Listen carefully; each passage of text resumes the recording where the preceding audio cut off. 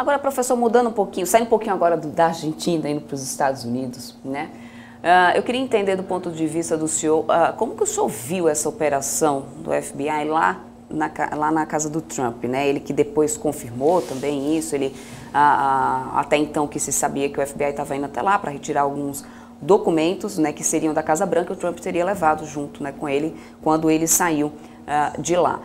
E aí, no final das contas, depois ele também até reclamou da atuação do FBI, dizendo que tinham até destruído ali um cofre da casa dele e tal, apontando ali, questionando também essa atuação, né, da Polícia Federal Americana. Com tudo isso que tem acontecido, inclusive a questão no entorno disso, né, até que ponto o senhor acredita que isso deve pesar negativamente para a imagem do Trump, ou isso pode favorecer ele para a próxima eleição, que ele quer se recandidatar? Então, Paulo, eu falei que o Trump recebeu finalmente a visita do japonês da Federal, né? Que nós nos acostumamos tanto, e ele dessa vez, você vê que até nos Estados Unidos o japonês da Federal andou atuando nessa situação toda. Mas a questão é essa, né? De que a alegação é que ele levou a documentação do presidente dos Estados Unidos pertence aos arquivos nacionais.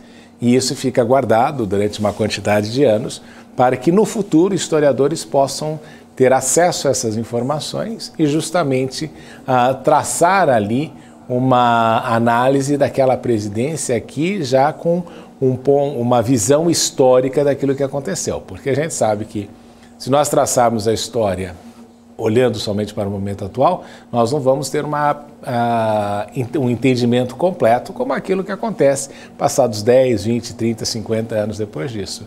Então, é por essa razão até que houve o caso Watergate, que as fitas foram guardadas, foram reveladas depois, e aí a gente vê uma série de coisas neste sentido de preservar a memória justamente para a história. E aparentemente o presidente Trump, segundo as alegações, estava ali queimando arquivo, não é? E para impedir que isso acontecesse, houve essa operação. Obviamente que, de maneira muito inteligente, Trump está revertendo isso para dizer que é mais uma caça às bruxas que está acontecendo com ele. E ele não está de todo equivocado, porque o que nós vimos ali, tanto no primeiro processo de impeachment, como no segundo processo de impeachment, como na própria presidência de Trump, houve ali uma série de alegações contra ele que denotavam, de fato, esta perseguição às bruxas. E com isso, ele mais ou menos se martiriza, e isso é importante, na construção da imagem de candidato à presidência, candidato uma vez mais à presidência, porque ele vem com duas imagens, basicamente. Primeiro, o grande injustiçado do pleito eleitoral de 2020, sob a alegação de que houve fraude nas eleições, não comprovado, mas que ele alega e que uma grande parte dos eleitores do Partido Republicano acreditam. Então ele vem com essa imagem de injustiçado e vem também com a imagem agora de mártir perseguido pelo governo atual. Então, estas duas coisas tendem a dar ali para o eleitor uma percepção de que, de fato, o tratamento que ele está recebendo é diferente daqueles que os presidentes, aqueles candidatos que o precederam, teriam ou tiveram.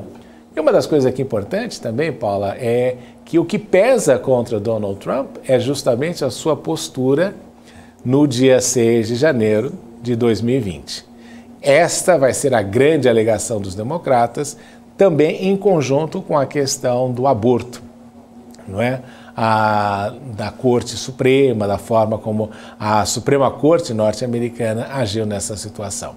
Mas ele vem revertendo e tentando reverter esta ideia, dizendo que aquilo foi uma manifestação legítima, que ele não tinha como controlar aquilo, que ele não foi o agente responsável pelos atos que se seguiram, e que está novamente sendo perseguido pela polícia e pelo legislativo e pelos democratas no Congresso. Obviamente que a gente sabe também que se a maioria tanto do Senado como da Câmara fossem republicanos, nada disso estaria acontecendo. E aí você vê também que os republicanos que têm sido contrários a Trump nessa atuação também estão perdendo muito espaço. Então é uma briga ali interna no Partido Republicano, entre aqueles que são os tradicionalistas, aquilo que é ser republicano ao longo da história, e o que é ser trumpista dentro do Partido Republicano. Só que a grande transformação de Trump em toda essa história é que ele fez com que o Partido Republicano, diferentemente do democrata, se transformasse no Partido dos Trabalhadores norte-americano.